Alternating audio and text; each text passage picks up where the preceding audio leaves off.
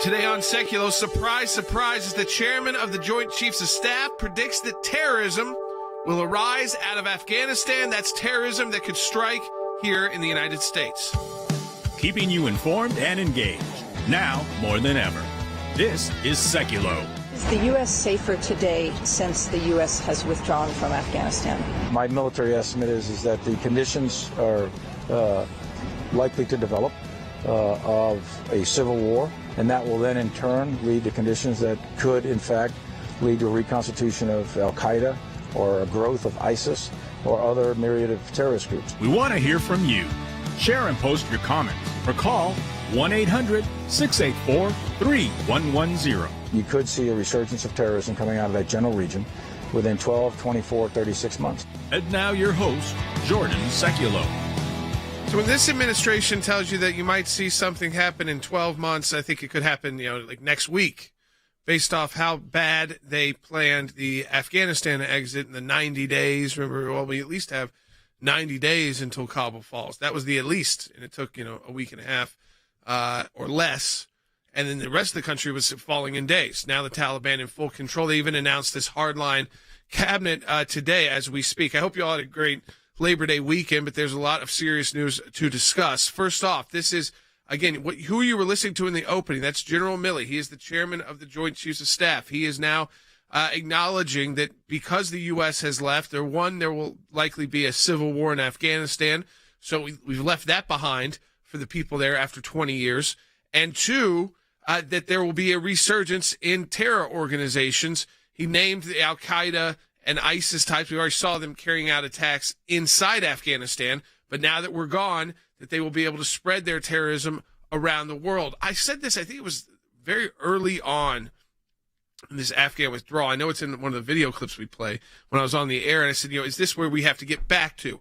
Are we honestly going back to, as a country, a time period where we've got to be concerned at a heightened level? There's still that concern in the United States, but a heightened level of what radical Islam and its followers can do to Americans, what kind of attacks they can be carried out. It feels like their attention was shifted so many other places around the world. The head of the caliphate was taken out, Baghdadi, by the Trump administration. You had the head of the Iranian Revolutionary Guard taken out by the Trump administration. Osama bin Laden is dead for now a long period of time. And yet these groups are reconstituting, and they've got a safe haven now. And the safe haven is Afghanistan. It is now it is an Islamic state, if you will. And our military is not trying to hide anything from us. I think you could question the timing. Why 12 months? Why will it take 12 months for ISIS-K to be able to plan something in the United States if it only takes convincing one person? Second to that is maybe they don't even need to convince anybody. Maybe the people are already here because the administration is admitting to this is just when you get outraged. We've talked about this with Rick Rennell. We've talked about this about the vetting process needing to be done correctly. It's why we have all these places around the world where we can do that vetting. But what about the people who got straight to Washington, D.C.? Tony Blinken, our Secretary of State, said that the State Department officials are, quote, doing accountings on the back end as people arrive in the U.S. So they're already here. And now we're trying to figure out who they are and if they have the right paperwork, if they're the good guys that we were supposed to be helping to get outside of Afghanistan and the people that we were supposed to assist, or was it just chaos? And what they admit to is that it was just get as many people out at the airport as you can and then kind of figure it out from there. That'd be one thing if you're talking about figure it out from there as in a U.S. military base somewhere overseas in a third-party country. But when you're talking about people already in the U.S., and you're already starting to talk about this problem of terrorism again in the U.S., well, maybe they're already here. So why will it take 2 years or 3 years or even a year for them to try and start conducting these terrorist attacks again right here in our homeland? So we'll talk about that. We're going to break it down with our team. 1-800-684-3110. If you have thoughts on this you want to share, 1-800-684-3110. Everybody watching on Rumble, Facebook, Periscope, YouTube, and Instagram, get your comments in as well. We'll be right back on Sekulow.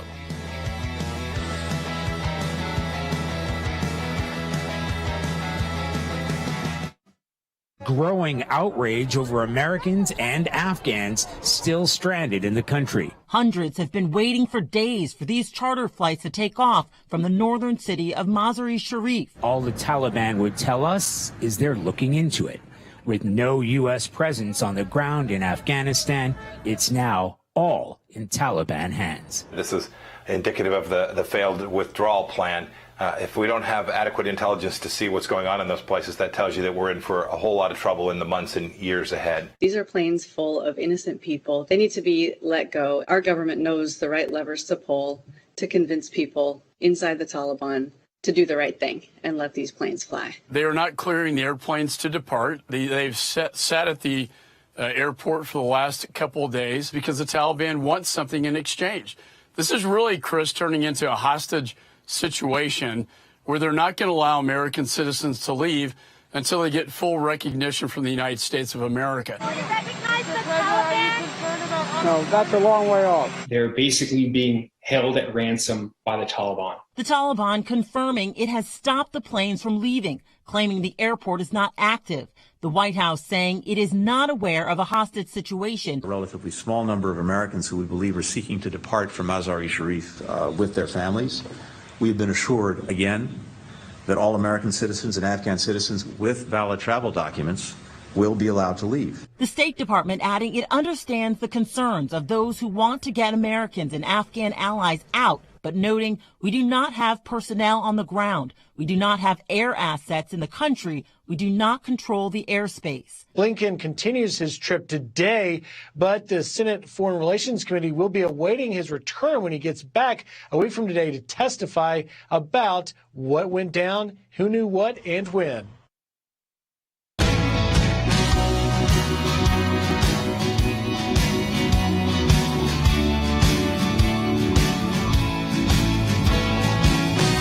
Back to Sekulow. This is our Defense Secretary, Lloyd Austin. So Secretary Austin talking in Doha today. Take a listen about dealing with the terror threat now that we have left Afghanistan. Bite 18. There's no question that it will be more difficult to identify and engage threats that emanate from the region. But we're committed to making sure that threats are not allowed to develop. I don't know how, because we have, as their excuse for why those planes can't take off from Afghanistan is that there are no assets there. They can't even get into the airspace, which brings up other questions too. Because I mean, what kind of weaponry does the Taliban have? I know they've got stuff that landing can be dangerous and taking off, but I mean the airspace in general, we have nothing there. We have no control. We got no ground assets. So, we'll see what happens. And then I want to play this, and we'll get everybody's reaction, but I want to play this because remember, this is all about groups utilizing a place where they can safely plan. Then they find people or get people in the United States to carry out attacks against Americans. But what if those people are already here because the refugee process, like the entire withdrawal from Afghanistan, was a mess? And I say this as someone who works in the refugee world regularly, and we want that to be robust. But let me tell you something. When you are a normal refugee, even with a serious amount of information and evidence, it feels like an uphill battle every time to get someone resettled here in the United States as a refugee. But if you've come from war-torn Afghanistan, we're just figuring it out after the fact. And I'm not making that up. This is like a lead from behind again, but even worse because these people are just here. Take a listen to Blinken. In our effort to get as many people out as fast as we can, while we had the airport functioning, we focused on doing just that, and we're doing accountings on the back end as people arrive in the United States. I mean, Wes, right there, the danger to the United States. They're talking about 12 months, which is not that long either for terrorism to have a resurgence inside the United States or terror attacks. Mm-hmm. But now we're talking about the people here. We don't even know who they are. Yeah. We know that hundreds of people got on the first few planes that went out of Afghanistan, the Kabul airport, with absolutely no documentation that they had any relationship as interpreters or any other helpers with the United States. None at all. We do know that in the UK, when some of the planes landed there, we found people who were actually on the terror watch list that the UK officials happened to catch. This is just one blunder after another. The bottom line is, when you listen to Milley and to Austin and to Blinken, is that they are doing wild-eyed guessing. They absolutely do not know. You know, it's one misstep after another, compounded by their conflicting rhetoric. And part of the reason we don't know, as they are now saying, is that we do not have the CIA. We closed down the 6 facilities we had in Afghanistan. We have no military there. We had actually developed an Afghan military intelligence unit. That unit is no more. We are absolutely flying blind. Blinken, you know, as well as Austin and Milley, represent a Biden administration that is weak, it is feckless, it is tepid. They are projecting vacillation and weakness. And what I find alarming is that vacillation and weakness is not only with the Department of State or the White House, it's with our senior military leadership. And it does not bode well for us. I mean, with the 20th anniversary of the attacks of 9/11 just 5 days away, Milley, the chairman of the Joint Chiefs of Staff, does not know if terror groups will arise again in Afghanistan. Most of the world predicts it will.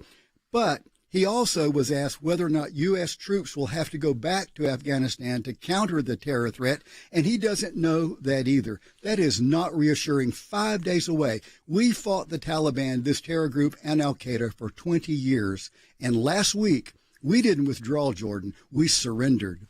Well, Harry, this is what, we had 20 years, especially the last 5 years, we saw the Trump administration, they had their plan, they had the different things that had to be met. We've already been told like a lot of that wasn't being met, so they probably wouldn't have been on their same timeline. But to have this long period of time to plan this, there's no excuse to then come out and say, well, it was such a rush at the airport, it was such a mess. That's one thing if you're dealing with something you can't plan for, and then you got to deal with the consequences of not being able to plan for it. But this was a plan. Absolutely. And this is how bad their plan was. I think that is absolutely correct. And so essentially what we have with the Biden administration is intentional failure. Afghanistan has refocused attention, for instance, on the U.S. border, which is another demonstration of President Biden's failure. Basically, we have an open border. We have a Secretary of State who welcomes unvetted Afghanis into the United States, some of whom are on our own terror watch. And then the Secretary of State says, well, we will try to account for these potential terrorists on the back end. There is simply no way to spin President Biden's failures with respect to Afghanistan. And as I said before, the only explanation is that this was an intentional failure, and every American has a right to be alarmed about what the Biden administration has done. And essentially, we've given safe haven to terrorists in Kabul. They are planning on apparently restarting their terror campaign. And U.S. military officials are indeed aware of this. And so the open question becomes, why was it disorganized? Why did we give up the Bagram Air Force Base before securing all American citizens who are now arguably hostages to the Taliban's mercy? Andy, all of this, I think, we see, again, the shifting of the blame, trying to talk through this. But what I'm concerned about is the real threat this poses our country. We're going to talk politics the second half hour of the broadcast, and you get into, obviously, this is having a serious impact in a negative way on the Biden administration. But there's also the reality as Americans, we can talk about that all we want, but this is going to affect us, especially when they're talking about they could see that rise back in terrorism and the way we used to live with that threat happening as soon as 12 months with this team That could be 2 weeks from now. But we know that these groups that they talk about reconstituting are already there. ISIS was already able to carry out a terror attack against Americans, killing 13 Americans in Afghanistan. They've carried out nearly 100 attacks since their constitution there. So these aren't groups that are having to reform, Andy. They now have a much safer place to be without U.S. troops around. Well, that's exactly correct, Jordan. They have a safe haven. They're there. They have proven their ability to execute Americans, as the ISIS-K did with respect to the 13 American soldiers. There is no American presence. There is no air presence. There is no ground presence. There is no intelligence coming out of, and by intelligence, I mean not only the classic military intelligence, but there's no intelligence coming out of the mouths of the President of the United States, the Chairman of the Joint Chiefs of Staff, or the Secretary of Defense. All we get is the idea that we're at risk. And we are at risk. We are at risk in not just 12 months, as General Milley said. We're at risk in 12 minutes because we're in a posture where we don't know what is going on over there. And we're bringing people over here. And this idea of I'll account for them on the back end is ludicrous. What do you mean by I'll account for them on the back end?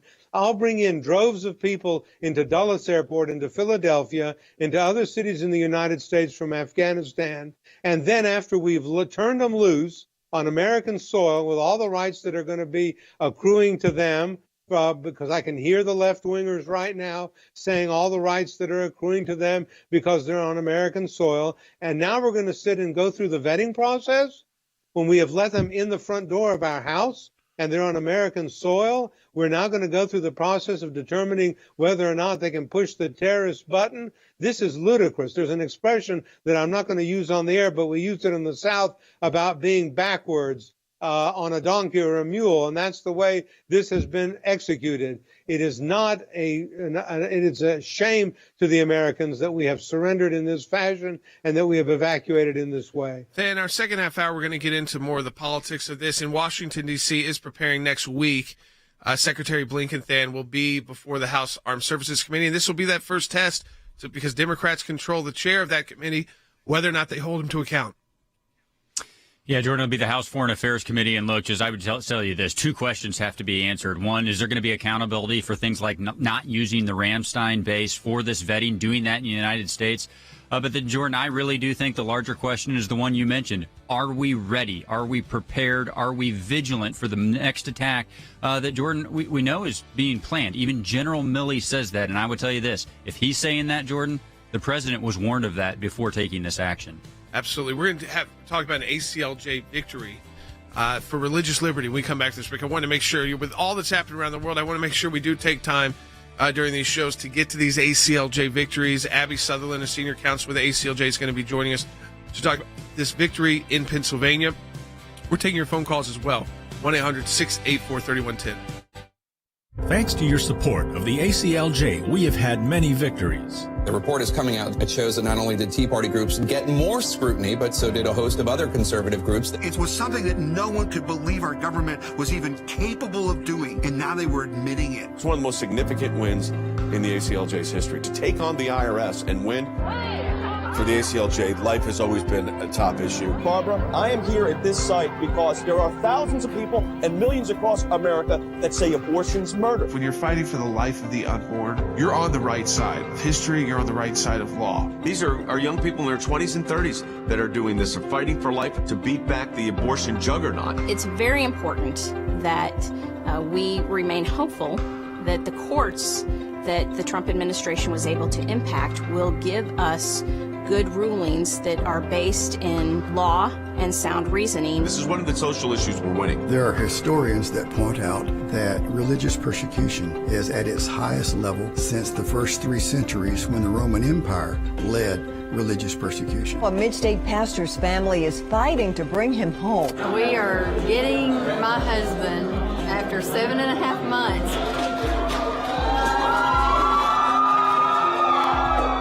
Turkey should not get away with holding my father one more day. When Brunson was finally released, who meets him at the airport at 2:30 in the morning? Rick Burnell. I saw Pastor Brunson walk down the stairs of the plane. I was filled with emotion I told him that we were praying for him. The American people never forgot about him. I'm thankful, I'm grateful, and actually I'm astounded. We need your help as we continue this work here in the United States and around the world.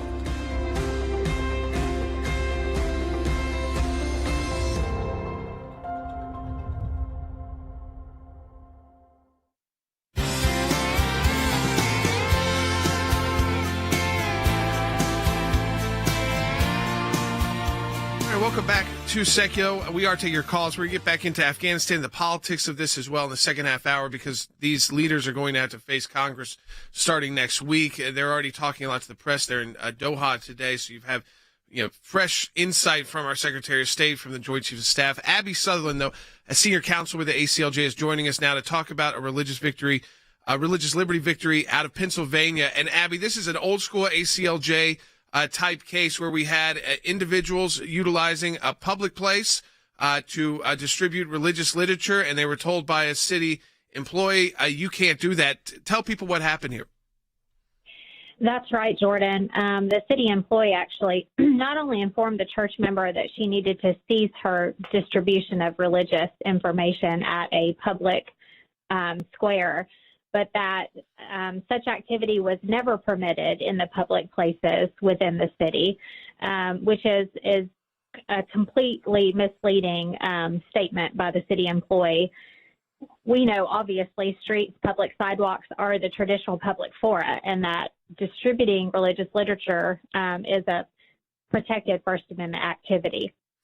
And when, Abby, so ultimately they contacted us, and I think that's great. And I always want to remind people, because you've got employees that obviously this is blatantly unconstitutional, but when you're hearing this at the moment, as an individual, and the city employees saying, this is illegal, you're breaking the law, we never allow this, stop this action, or else.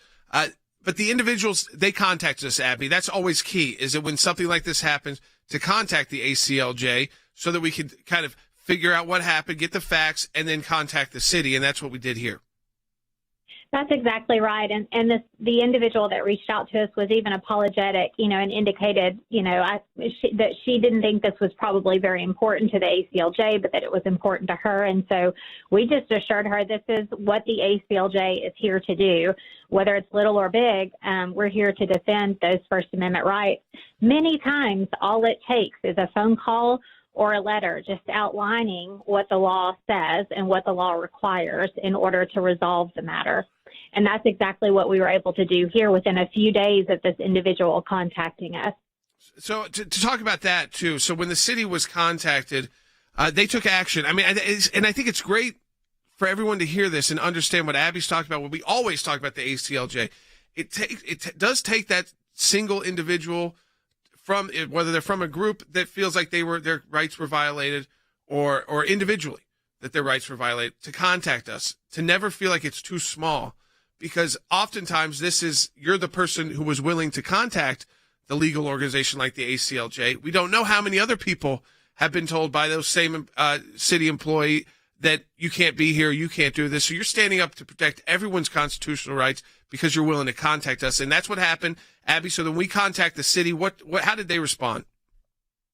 Well, the city actually responded within 24 hours of receiving our letter, and indicated that they were looking into the matter, that they believed they understood that what happened was the employee was misinformed, and that the employee was not speaking on behalf of the city and had obviously given improper instruction to our client. And so following that communication, the attorney followed up in writing and just explained, his apologies for what had taken place. He actually explained that he's a staunch supporter of the First Amendment, that he appreciated ACLJ reaching out to him and reaching out to the city to obtain clarity on the issue. And then he assured us that our client would not experience any more infringements on their First Amendment activities. Abby, I appreciate so much you sharing that with us, because I think that this is, again, it's core ACLJ work. If you go to aclj.org/help, you send in your information, tell us a little bit about your situation, and an ACLJ attorney is going to contact you. And don't ever feel, this is one of those examples, don't ever feel like it's too small, because you're talking about constitutional rights, protected rights. And too many times, and oftentimes in the United States, for people who are told, hey, you can't do this anymore, they just feel like, okay, I shouldn't do this anymore, and they move along. But, Andy, you work with a lot of cities, and towns. You represent them. Sometimes we're filing suits against them. Sometimes we're representing them. They've got lots of employees out there. They need to also know what their employees are up to if their employees are violating people's constitutional rights. That's exactly correct, Jordan. These cities sometimes take these actions not knowing that they can't prohibit the activity that they're seeking to prohibit. We have, for instance, in Cochran, Georgia, every year, a Bible reading on the steps of the courthouse. This is like a Bible reading that has been going on the steps of the courthouse, of the United States Capitol for years. And they tried to stop it, and we wrote a simple letter to the county attorney, and the county attorney apologized directly to us and said that the Bible reading can certainly go on as it did and as it has for years and years, and it will continue to do so. So simply the ACLJ provides information to counties, cities, municipalities who simply don't know and need to be informed. And then once they are told what the law is, they most frequently say, we misunderstood, we now understand, and we back off, and we let you go forward with your constitutional rights. Than, this is I go to you on this because this is the core ACLJ. We do a lot of complicated work in Washington, D.C., our government affairs efforts. We do a lot of complicated legal work, but we have built up. It took, by the way, decades, I think it's important to point out, for it to get to where a phone call and a letter from the ACLJ could resolve this matter. It used to be these cities and towns, they had an animus towards religious speech. They thought as Andy was talking about then, they thought they could just shut it down. Now, we live in a different time period because of the cases that we have won, but it is always important. It's kind of a reminder when a city or even one city employee takes this action, Dan, that people speak out and contact us. We're not too big to contact. Yeah, a couple of things, Jordan. First of all, the remedy being fairly easy in many of these cases that you talked about, that's a direct result of decades of work by the ACLJ. And so we don't want that work to go for naught. When we have somebody who's encountering a violation, we want them to stand up. We want them to contact us. We want them to allow us to help them get that so-called easy remedy. But I would give you the flip side of the coin, too, Jordan. The client in this case thought that maybe this was a little thing. Well, guess what? A little violation multiplied hundreds or thousands of times across the country. Jordan, that's how you get a big thing. That's how you end up with an IRS targeting case where a bureaucracy feels like it won't be reined in because it has been allowed free rein without getting admonished. So I would say that the time to get those easy victories are when they are little things, Jordan. Otherwise, they become big things. In our second half hours, we're getting into that very soon on the broadcast. We're going to get into the politics of the withdrawal in Afghanistan, the refugee situation, again, just the Biden administration, now that the media is finally starting to at least question some of their actions, and there's an opportunity next week in Capitol Hill to grill the Secretary of State. Now, you would think, listening to both Democrats and Republicans, that's what it would be, is a grilling coming. But you never know in the partisanship that exists in Washington whether or not that was all because, well, that was then and this is now, and that now I think they've done a great job and it's wonderful, and will they try to move past that? This is where Congress has the chance to actually utilize its oversight role. We're going to get into that.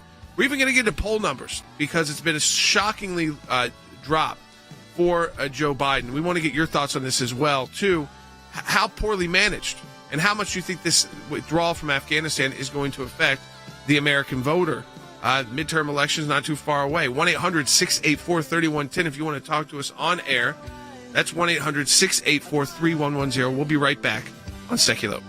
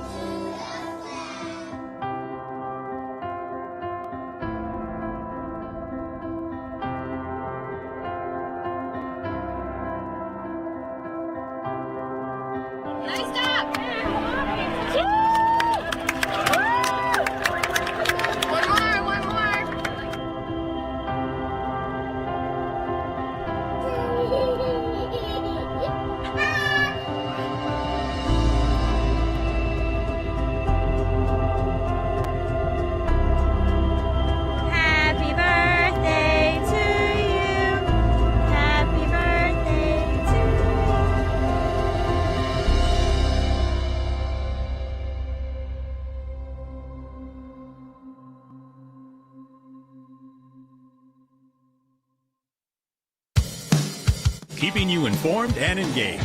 Now more than ever. This is Sekulow. And now your host, Jordan Sekulow. I think it's so important, too, on our broadcast, utilizing that time to remind you that there are brave Americans out there who take a stand, contact us, and that, yes, there's the complicated cases taking down the IRS over their targeting of conservative groups, the Tea Party.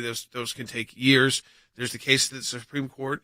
Sometimes, though, those cases of the Supreme Court is because of one individual.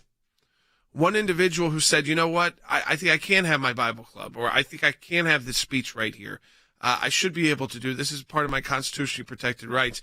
And it sets precedent, and that precedent you can see how we utilize that decades later when there are bad actors or misinformed actors. And so when we talk about all these other big issues in our international work and our offices all around the world, I don't want you to forget that at our core at the ACLJ is to assist you when you face one of these constitutional issues. And that's why even in the midst of all these big things, we take that time on the broadcast today to talk about the victory out of Pennsylvania for religious liberty and freedom of speech. Now, I want to pivot back because we're going to get into politics here. And the politics of this, I feel like it's appropriate to start looking at some of the politics of this now because of the midterm elections, which, again, the House and is very much up for grabs, as well as the Senate being at 50-50.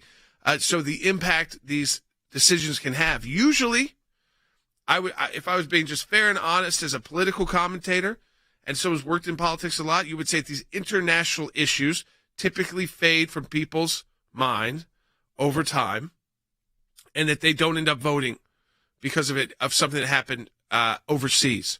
Now, I think there's something different with Afghanistan. It was 20 years. There's nearly a million veterans of that conflict, which means there's, times 10 each of those. I mean, and I think it's more than that, times 50. That's how many, 50 million plus people whose family, and I'm sure it's higher than that, because that's just those who served in the military during those 20 years in Afghanistan. But also, if the terror attacks start occurring here, and they start occurring in the next 12 months, well, that's not overseas. That's not something kind of distant and foreign that we say, oh, that's bad. How can we help? How can we assist? I don't like that our country did this. But then maybe a year from now, we're kind of moved on to something else. Not if what we moved on a year from now is terror attacks inside the United States. And we don't get confidence from the Biden team.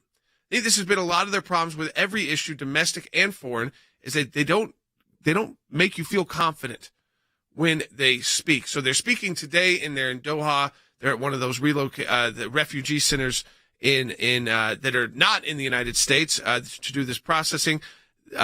Here's the question yesterday to General Milley about the U.S. and our safety inside the U.S. Take a listen, bite one. Is the U.S. safer today since the U.S. has withdrawn from Afghanistan? My military estimate is that the conditions are likely to develop of a civil war, and that will then in turn lead to conditions that could in fact lead to a reconstitution of al-Qaeda or a growth of ISIS or other myriad of terrorist groups. You could see a resurgence of terrorism coming out of that general region within 12, 24, 36 months. Here's what's important to note there. In his largest estimate, Joe Biden would still be president, first term. So they're not pushing this saying in a decade they'll be able to reconstitute and these groups will become a threat. They're saying that right now, the threat. And when he's asked, are we safer? He just said no.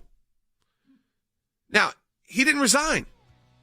You would think if you felt that way, you're the chair of the Joint Chiefs of Staff, and you thought taking the 2,000 remaining troops we had in Afghanistan, and these threats none of these threats, the U.S. was not dealing with any threats like this, and that you would resign in protest.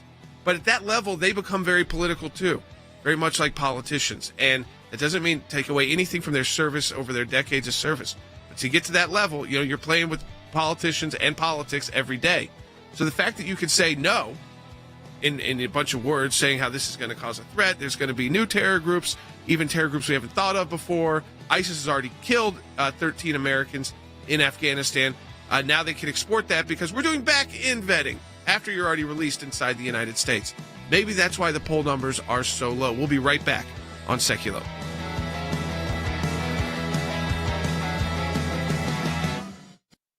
Is the U.S. safer today since the U.S. has withdrawn from Afghanistan? The conditions are likely to develop of a civil war. I don't know if the Taliban is going to be able to consolidate power and establish governance. A very good probability of a broader civil war, and that will then in turn lead to conditions that could in fact lead to a reconstitution of al-Qaeda or a growth of ISIS. It is likely going to be a failed state. And that will put pressure on the tribal leaders, Dagan, and the warlords to do something about it on behalf of the people, which will likely lead to a civil war. Is there just as much of a threat, if not a more empowered threat? Absolutely. I mean, you can't look at 20 years of war and not think we've probably made more enemies there. They really emboldened the Taliban by going and recruiting young men that get romanticized on the idea of jihad, and a lot of them, most of them probably come from Pakistan and the madrasas there. So the idea of radical Islam is probably stronger now than it's ever been. Ungoverned space is a fertile ground for al-Qaeda, for ISIS, for other terrorist organizations. And yes, most people, observers, believe, and I'm certainly one of them, that terrorists will come to Afghanistan. After all, they've never been able to take over a nation state, and we have a terrorist organization in charge. Certainly, ISIS and al-Qaeda have already expanded since the jail cells have been opened up. We should have analyzed this before we execute this kind of withdrawal. But the bottom line right now, we haven't understood really the strategy of the Taliban. The Taliban got us out, got the weapons, are now appearing to be the good guys. At the same time, they are giving hospitality to whom? To al-Qaeda. And I would think that even the Taliban will cut a deal with ISIS. I mean, I know it's very risky what I'm saying, but that's what happened in other places.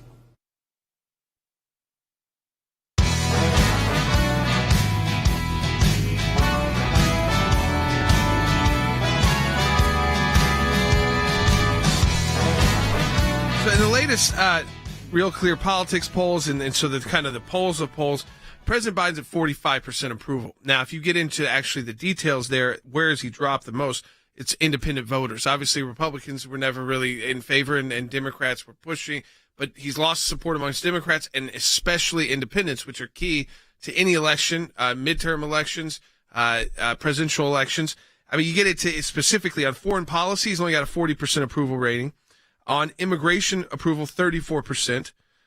And on is the country in the right direction or not?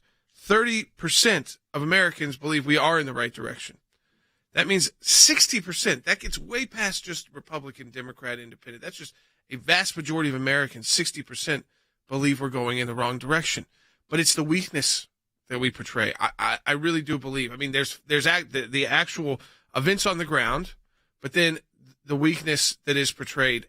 So, here we have an opportunity, Than, in Washington, D.C., to put these leaders before starting to have congressional hearings next week. They come back and they go back to full time in Congress.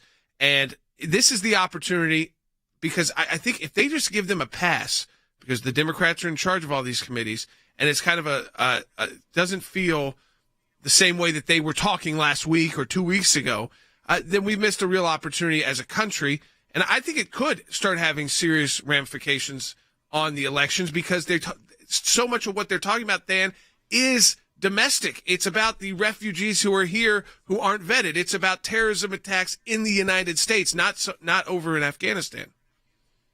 Yeah, I agree with you, Jordan. I think it'd have a big impact, too. And let me actually start with the politics, because I actually think that's what might make these hearings not as effective as they should be. I mean, you talk about that right track, wrong track number. When that's 2-to-1 upside down, Jordan, that is a monumental number. Now, most of our listeners probably know that midterms are typically not, particularly pleasant for whoever's holding the White House anyway. And that's even more so, Jordan, when there's unified control like there is now.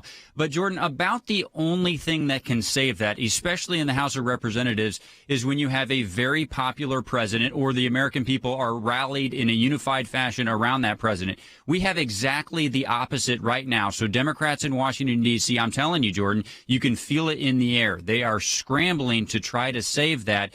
And I think what's going to happen is what we talked about last week on the broadcast. I told you, look out for a distraction from the issue that is dragging those numbers down, which is Afghanistan. So while the House Foreign Affairs Committee is going to have a hearing hearing, Jordan, the other thing that they're going to do is they're going to tee right back up that $3.5 trillion domestic spending bill. And, in many ways, Jordan, I almost think it doesn't matter if they're successful at not or moving it. Now, there are certainly policy ramifications for it. But, Jordan, I think they will consider it a win if the American people divert their attention from Afghanistan and put it on this domestic spending bill. They just want a change of topic, Jordan. I think they believe that's about the only thing that can save them at this point. It does feel like they're kind of in this situation where they're throwing things at the wall, see if what will stick. So one of those is that, like, what happened in Texas too. The fact that the Supreme Court didn't step in and has allowed the Texas law on abortion to move forward on the 6-week law, and that this again,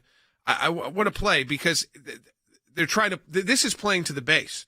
Because when your poll numbers are falling, you've got to make sure your base remains solid, or else you're in real trouble. Because if you don't have your 35, if you start getting below 40% or right at that number, you're losing base support. You're losing just people who go out and they vote Democrat. That's just how they vote. And so you have the media, which was being tough on Biden for the first time with Afghanistan, quickly shifting along with the White House to create a narrative for the base. I can't even believe Jim Acosta said this, though it is Jim Acosta and it is CNN. But at a time when we know what the Taliban is actually doing in Afghanistan, we know the atrocities they commit. He called you, if you are pro-life, part of the American Taliban. Take a listen. What will we tell the Afghan refugees who just fled those schools for girls back in their home country? I guess the girls here will have to fill them in. Unfortunately, what we will tell them is that some members of the far right in this country have apparently decided they will resort to intimidation and in some cases even violence to get what they want. And they could sweep into power faster than the experts thought possible. Sound familiar? Sort of like an American Taliban. Okay. If you're pro-life activists out there, the ACLJ, you utilize the courts and American law to make changes and to educate people.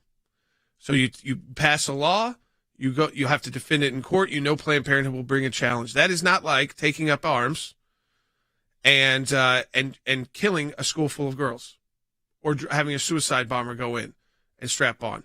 Never the same. A political disagreement in the United States that divides the country on what is morally acceptable, what are we going to morally allow. I don't think any of those Afghan refugees and the women and girls there are going to see the United States as some place worse, as that there is some kind of American. It's just ridiculous. It's ridiculous to even discuss, Wes. But at the same time, these are the pivots that we're talking about. Calling us part of the American Taliban because we're pro-life. And acting like we're swiftly coming to power. There have been pro-life leaders already in power before. We have politics. They come and they go. The American people get to decide. These are elections. But again, that's not good enough for them. He talks about intimidation and violence, doesn't cite what he's talking about, how that connects directly to the Texas law or any other pro-life laws. But that, to describe people as part of a terror organization who aren't. I mean, no wonder no one's watching CNN. No wonder no one buys Jim Acosta's book. No wonder no one wanted to call on him. No Republican wants to talk to him. But shame on him. Oh, what a shameful, horrible thing to say. How tone deaf can you be? We are 5 days away from the 20th anniversary of 9/11, which in that tragedy, we had great unity as a nation. This guy is absolutely clueless because he's talking about, an American Taliban. Let me tell you what the real Taliban is doing even as we speak. In spite of the fact that they're trying to present themselves to the world as a kinder, gentler terrorist group. And Secretary Blinken has reminded the Taliban in recent hours that the international community is holding them to their commitments. Well, right now, as we speak, they are going door to door, seeking out Christians and executing them in front of their families. They are going out and they're seeking young girls. They went to that one young girls' school that you mentioned, and they are forcing young girls as young as 12 years old to marry their Taliban fighters. They are looking for people who helped us and executing them in front of their families. They're not allowing our U.S. citizens and their helpers to leave the country. That is the Taliban. And for him to say that, I agree with you. No wonder that in prime time each night in America, CNN has fewer viewers than we do listeners on a daily basis on this radio program. Oh, yeah. They deserve to be at the bottom of the heap. But that man, he owes every veteran and every American an apology for that statement. But, you know, he actually doubled down this is how he described America. Now, remember, Joe Biden's president. Democrats control the House and the Senate right now. Okay? But this is how, because this is the pivot shifts that Dan talks about, the distraction to their base, too. They need their base not to think about Afghanistan and the problems of who they elected and who they support and question that, but on these base issues, like somehow there's an American Taliban coming to take over. Because take a listen to Bite 27. It is starting to look like a combination of theocracy and thugocracy. The leaders of this MAGA ban movement, they're not counting on an intelligence failure or a lack of planning on your part. They're counting on a lack of courage to stand up for your rights in this country. Does that ring a bell? I mean, Harry, it's again, I play this because I know our listeners, our viewers, they're not watching this, that they're not probably seeing this. But when we talk about the politics of all of this, you do want to go to, okay, how are they talking to their base? How are their kind of most extreme voices utilizing these situations in the U.S. to try and pivot away from the disaster that has been the policies? I mean, it's pivoting away from the COVID policies, pivoting away from the surge there, people just trying to get back to school, people trying to get back to work, and yet they want to distract to these issues. Absolutely. So Jim Acosta may be the most intellectually dishonest person in the United States, other than perhaps Joe Biden. Jim Acosta is, in my opinion, an intellectual thug. Jim Acosta is simply lying to advance a left-wing agenda, an agenda that targets African Americans, an agenda that targets Latinos. He supports Planned Parenthood, which commits violence each and every day in disadvantaged communities throughout the United States. So let me introduce Jim Acosta to real violence as opposed to the fake violence that he attempts to capitalize on. Yeah, I mean, they don't want to talk about the rising crime. It was horrendous this weekend in Democrat cities across America. Just unbelievable violence. All failed policies. They'd want to distract and not, look away, look away. We'll be right back to talk more about this on Sekulow.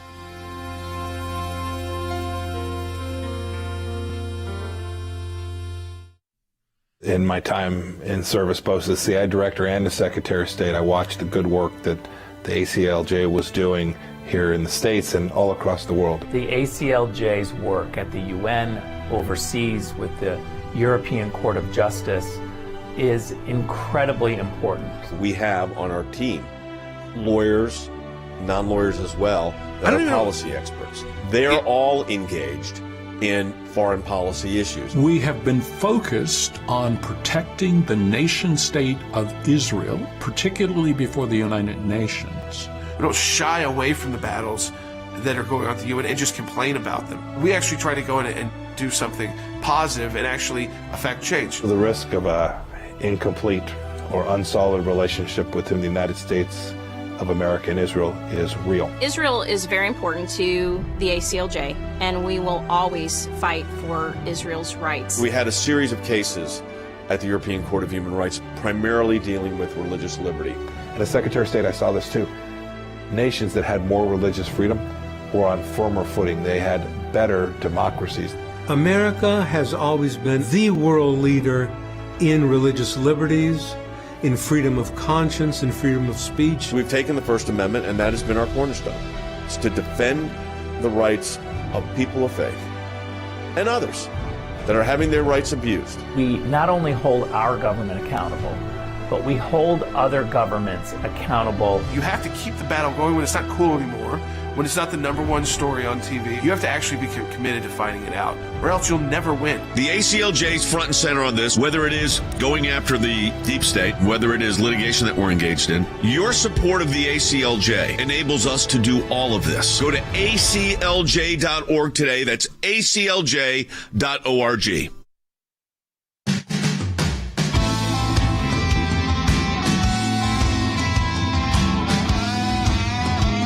Back to Sekulow. I think it was so outrageous what was said. I want to give everybody an opportunity to weigh in, but let me reset it just in case you to hear it in total. This is Jim Acosta. This is CNN over the weekend. So I guess there are not a ton of people watching over this weekend, but there are people, and he's talking to the base. So he said if you're tuning in to CNN on Labor Day weekend, you're probably a base supporter. You're really into politics. You're really into the news. And that's not necessarily bad, but we know who's tuning in there more likely than not. And they've got this new message. It's not about Afghanistan, but it is tied to the language of Afghanistan. Take a listen. What will we tell the Afghan refugees who just fled those schools for girls back in their home country? I guess the girls here will have to fill them in. Unfortunately, what we will tell them is that some members of the far right in this country have apparently decided they will resort to intimidation and in some cases even violence to get what they want. And they could sweep into power faster than the experts thought possible. Sound familiar? Sort of like an American Taliban. I mean, he's conflating so many different things there. One, he's talking about a Texas abortion law. He's then talking about the Taliban and how they came back into power because of the bad Biden policy. And he is talking about this violence and intimidation. I'm not sure where that's coming from. I don't know if he's talking about like also putting in like what happened on January 6th, which by most people would consider themselves pro-life and conservative, or even Republicans, or maybe independent, but with right-wing leanings, if you will, widely condemn those kind of actions. Okay, and the idea that you conflate all three of those together. I mean, Andy, this is when you start saying that your enemy in the United States is like the Taliban, when fresh on people's minds is Taliban right now in Afghanistan going through and killing its own people, not allowing Americans to leave, killing, allowing. I like all that talk about. Well, it wasn't the Taliban; it was ISIS-K. Let's just be honest. They had the 13 American troops killed under their watch as well, and they are comparing us. That's who he's talking about to them. Yeah, I don't think there's any question among my colleagues on this program that Jim Acosta is a reprehensible human being. He has always been that way. He took after everything President Trump said and did solely because President Trump said it and did it. Acosta has no principles. He is an unapologetic leftist and left-winger who advances anything in his cause to say and support what his ideas are. But to suggest that those of us who are for life, those of us who are against the killing of a child when you can hear the heartbeat, are Taliban people, or that we are supporters of the Taliban or an American Taliban, goes way beyond the pale of anything I've ever heard out of his wretched mouth. This is about as bad as it can get. No, and they do this when they think no one's paying attention. They're just talking to their base. And the idea, again, no one's being executed in the United States by government or militia groups, but certainly not by the government power because of pro-life legislation. I mean, you can have all the debates you want about when life begins, but the idea is that no one is being killed, even those who might be taking the life. And if anybody has been in the past that these single actors have taken upon themselves to conduct some kind of vigilante actions, widely condemned as well. So he's not talking about reality of these movements, but then it is playing to the base of the 1990s. That's how I feel like it is. And that's very Joe Biden-ish, too.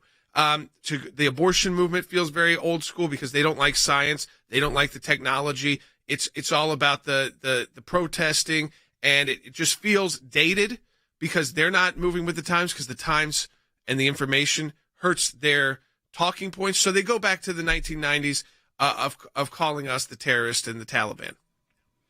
Yeah, it's almost hard to know where to start here, Jordan. There's so much here. I would maybe settle for making 2 points. One, when he goes after pro-lifers, look, I know there's a debate in America about the rights of an unborn or a preborn child, but a pro-life activist is generally on the side of saving life, Jordan. We are those who look at a beating heart and the stopping of that beating heart as the taking of a life. We're also those who look at a child that is in utero and is feeling pain as that is happening and is crying out. And the only reason we don't hear that cry, Jordan, is because it's amniotic fluid that rushes over those vocal cords rather than air.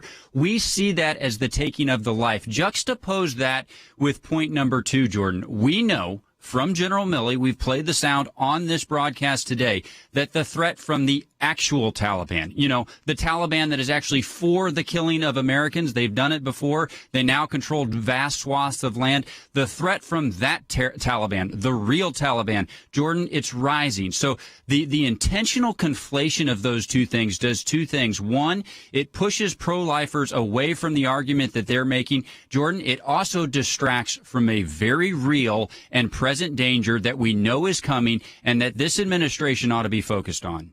Yes, and that's the threat of terrorism, which they believe is going to be a real threat for America inside our homeland.